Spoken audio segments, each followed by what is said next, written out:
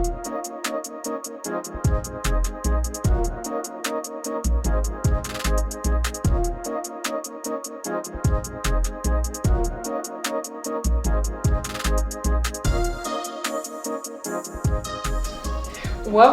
to For the Common Good with Juanita, a show where we inform, inspire, and empower our communities, our businesses, and people just like you.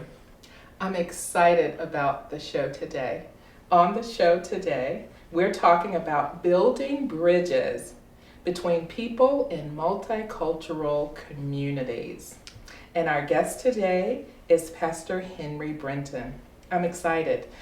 He's an author, a Presbyterian pastor who has written on religion and culture for the New York Times, the Washington Post, USA Today, and the Huffington Post. Boy, you've been busy. He's a frequent speaker with books such as City of Peace and The Welcoming Congregation, Roots and Fruits of Christian Hospitality. Pastor Brinton, his healthcare consultant wife, Dr. Nancy Freeborn Brinton, has two children, Sarah and Sam. And did I mention that he's also competed in marathons, triathlons, and century bike rides ever since 2000. Help me welcome to the show, Pastor Henry Brinton. Welcome to the show. Thank you, Juanita. It's so good to be with you today. I am excited about having you on the show to talk about such an important topic.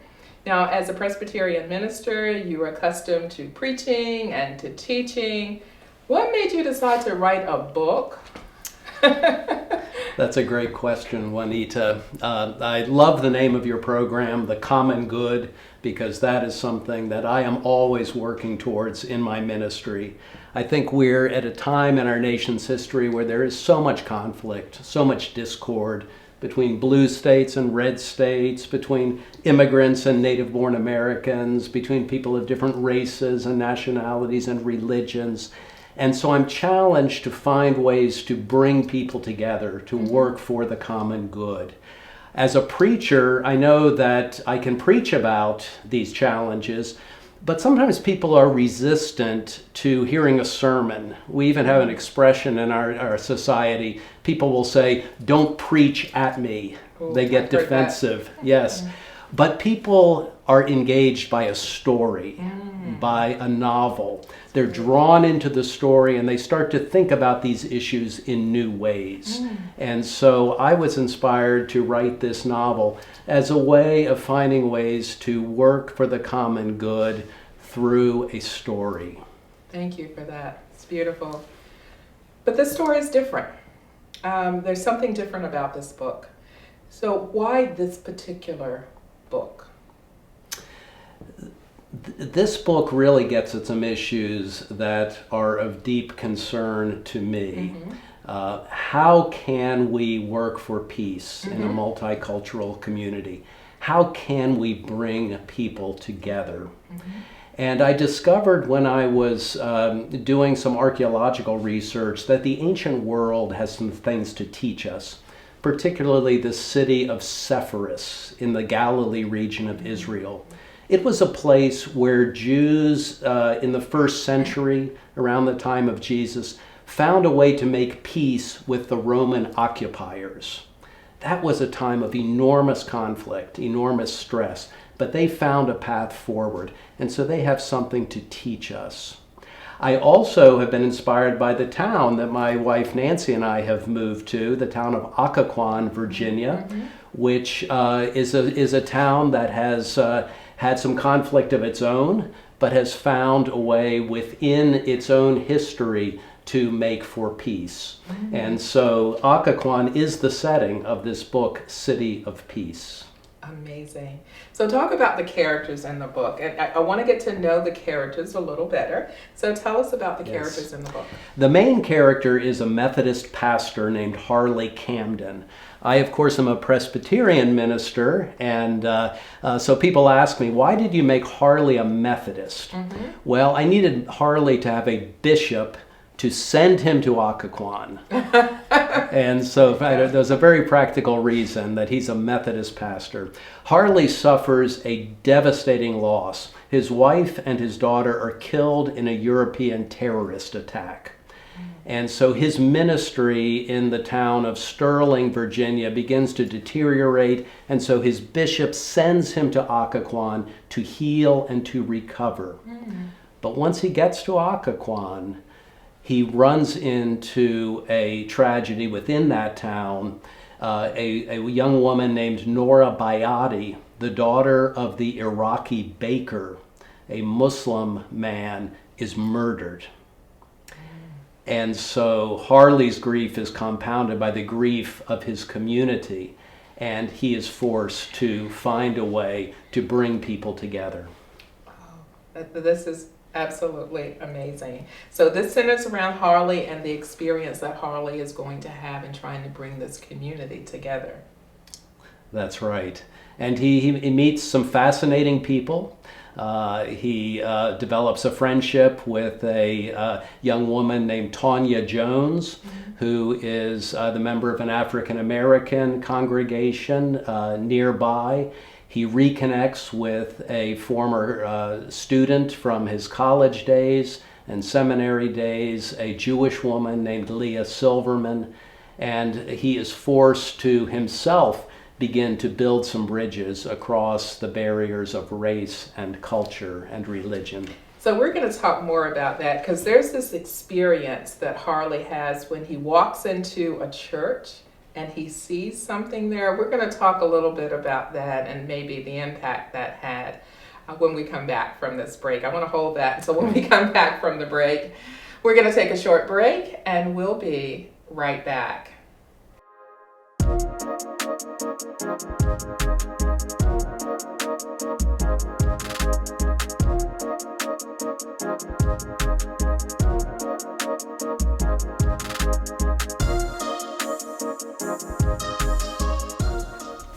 Welcome back to For the Common Good with Juanita, and I'm talking to Pastor Henry Brinton, and we've been talking about his book, City of Peace.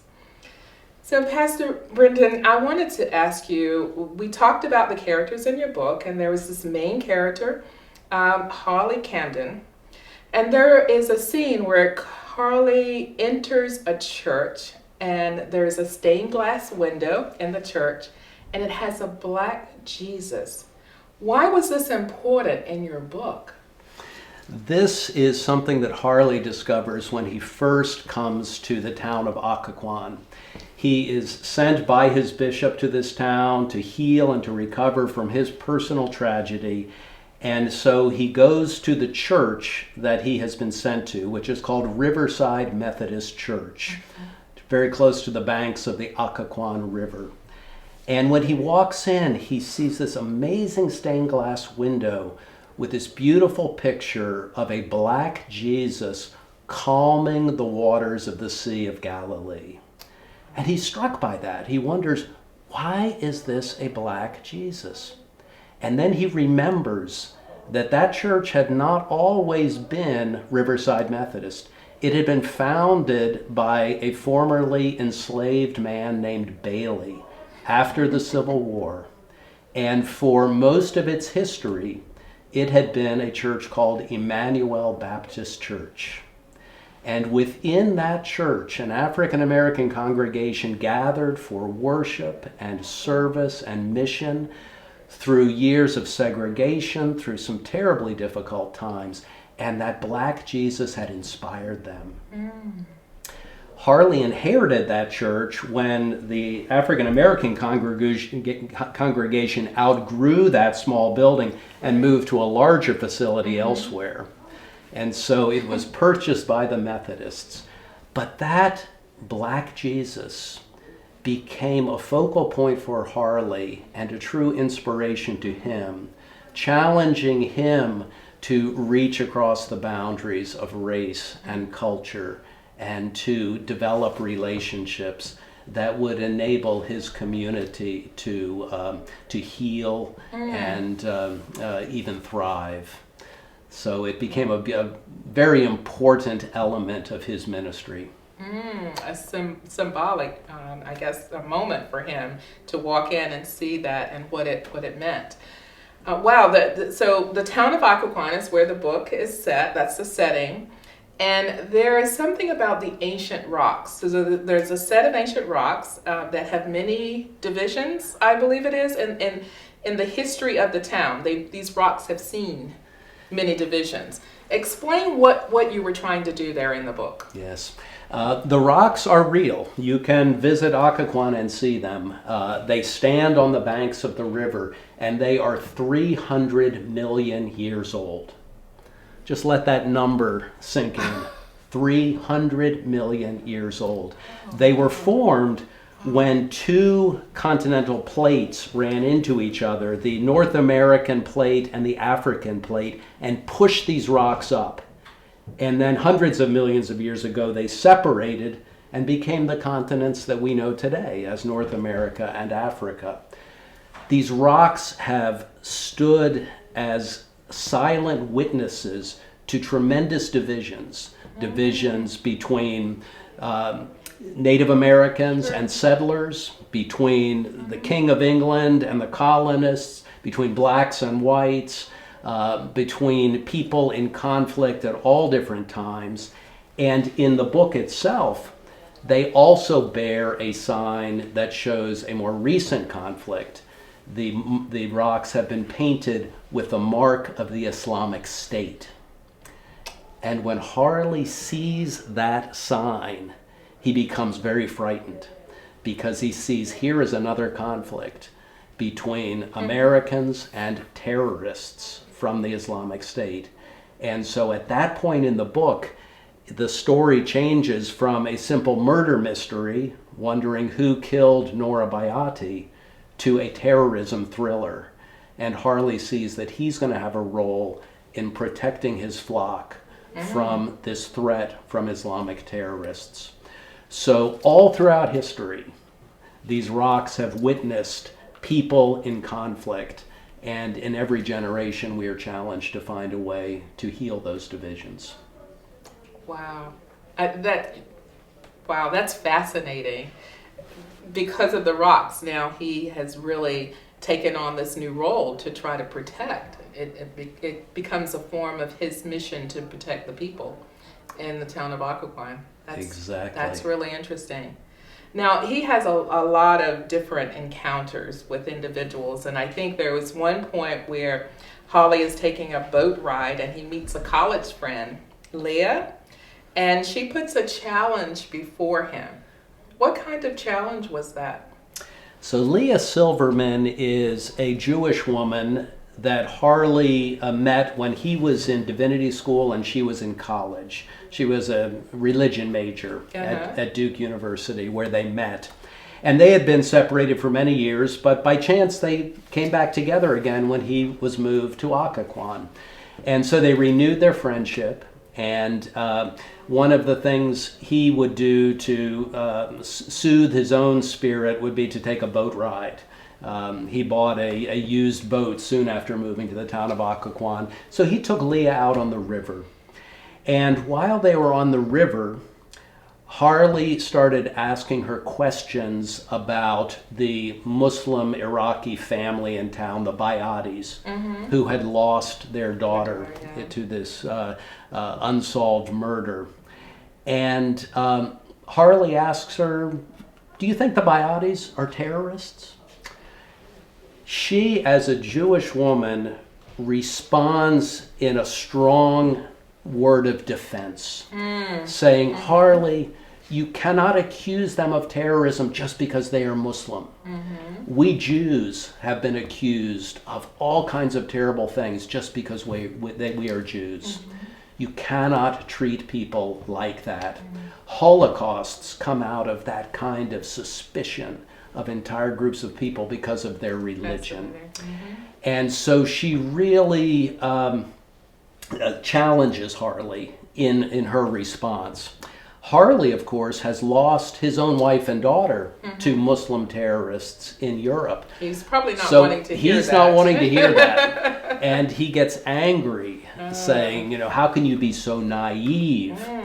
But then she says, Harley, remember when we were in Israel together on an archaeological dig in the city of Sepphoris, that ancient Galilean city where the Jews found a way to make peace with the Romans. She said, we have to be like that. We have to find a way to bring people together. She points to a bridge crossing the river and says, Harley, you have to be a bridge. Ooh, beautiful. You have to bring people together. And how did Holly feel about that? He can't accept it immediately. But the course of the story begins to explore how he builds relationships with the people around him and finds a way to make some kind of peace within his multicultural interfaith community. It probably took some time for him to accept that role. That was basically his calling, is to move to this community, and this all came to bear, that he was going to need to do that. There's a real transformation in this story. In fact, some readers have said to me that they really don't like Harley Camden at the beginning of the book. He's so angry. He's so bitter. Yeah, well, I think he had a right to be. yeah, I was going to say, think of what has Yes, happened to him. So. But there's a real progression in this story. Wow. And and we're going to talk about how that relates to much of what we're seeing today and many of the experiences that people in our country have had and what they're going through. And the anger, I always think that anger, Harley being angry, that anger comes from this fear. It's fear-based, and, sometimes the uncertainty and the sadness and all that comes across, as anger. That's right. Fear of the unknown. Yeah. Fear of that which we don't understand. Yeah. A person of a different religion, a different race, a different nationality. Yeah. And that can lead to a lot of anger. But I always think that love is definitely the most powerful emotion. And it certainly can cast out the fear, and just the ability of Harvey to be around so many people, who really cared, and they're trying to help him through this process. I guess that was very rewarding as well. That's right. He doesn't get healed by himself. Yeah, he is healed in community. Wow. And so the book is an exploration of the challenges of that and how difficult it can be, but how wonderful it can be when it does happen. Wow, thank you for that. That is so beautiful. Well, we're going to take a break now, and when we get to our next segment, we're going to talk a little bit about the world we live in and how maybe we can apply some of these principles to our communities and also to our everyday lives. So thank you so much for that, Pastor Brinton. We'll be right back.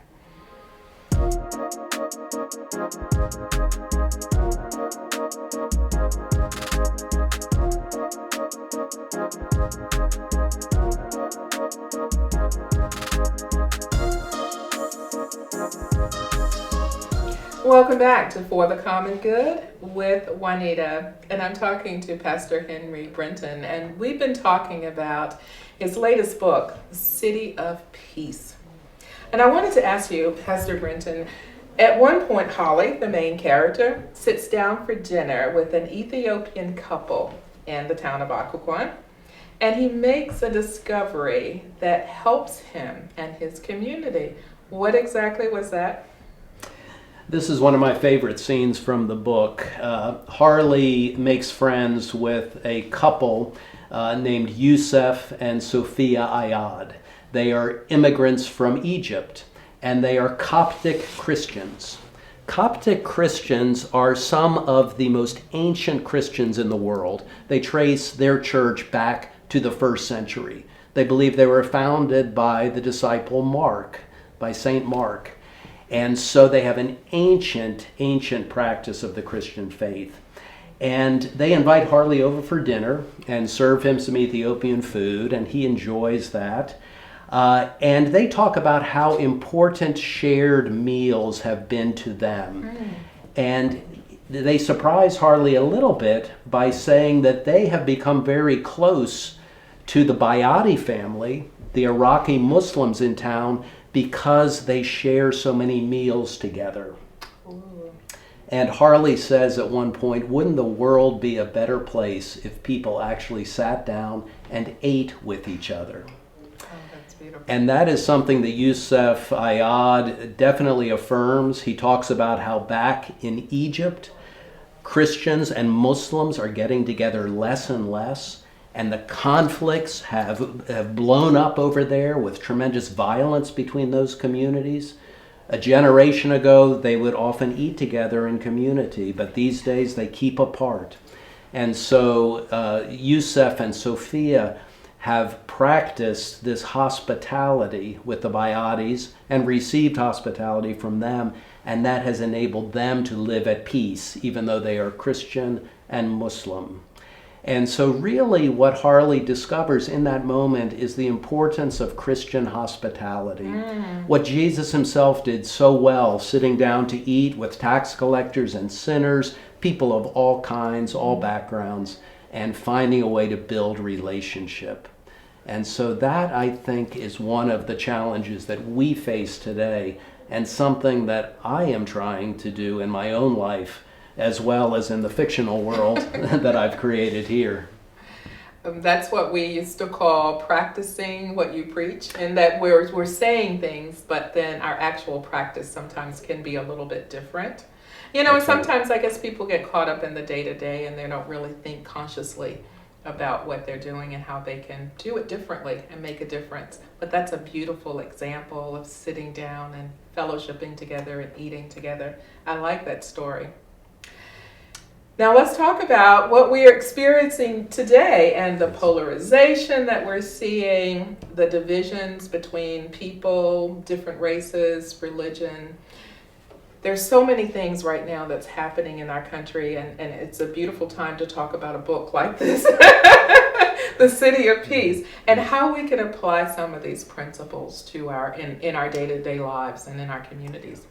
I think any hope for our country and for our world is going to begin in small towns, in cities, in communities, where people get together and develop friendships. Yeah.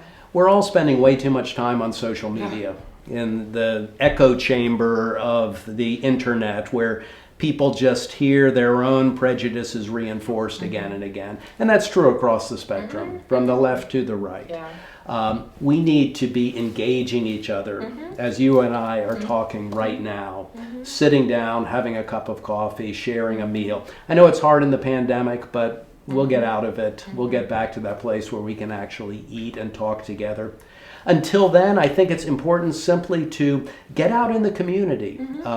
I have been fortunate as a pastor to receive my vaccinations for the coronavirus, and I was so impressed by the volunteer effort that was underway in Fairfax County. Wow. People of all different races and nationalities coming together, volunteering to help to get this shot into people's arms.